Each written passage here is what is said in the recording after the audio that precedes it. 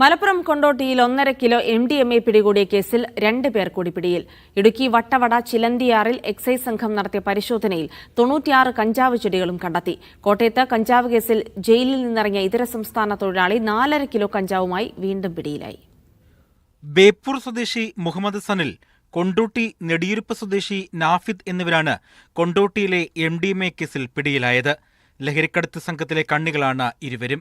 കഴിഞ്ഞ മാസമാണ് കൊണ്ടോട്ടി മൂക്കോട് സ്വദേശി ആഷിഖിന്റെ വീട്ടിൽ നിന്നും ഒമാനിൽ നിന്നും കാർഗോയായി എത്തിച്ച 1.5 കിലോ MDMA പിടികൂടിയത്.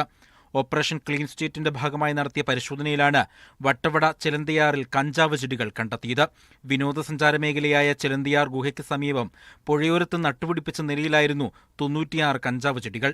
എക്സൈസ് കേസെടുത്ത് അന്വേഷണം ആരംഭിച്ചു. ചങ്ങനാശ്ശേരിയിൽ 4.5 കിലോ കഞ്ചാവുമായി അസം സ്വദേശി അസീം കാങ്മേയിയാണ് അറസ്റ്റിലായത്. 1 മാസം മുൻപ് കഞ്ചാവ് കേസിൽ എക്സൈസ് അറസ്റ്റ് ചെയ്ത പ്രതി കഴിഞ്ഞ ആഴ്ചയാണ് പുറത്തിറങ്ങിയത്. വിവിധ ബ്യൂറോകൾക്കൊപ്പം ന്യൂസ് ഡെസ്ക് മീഡിയ 1.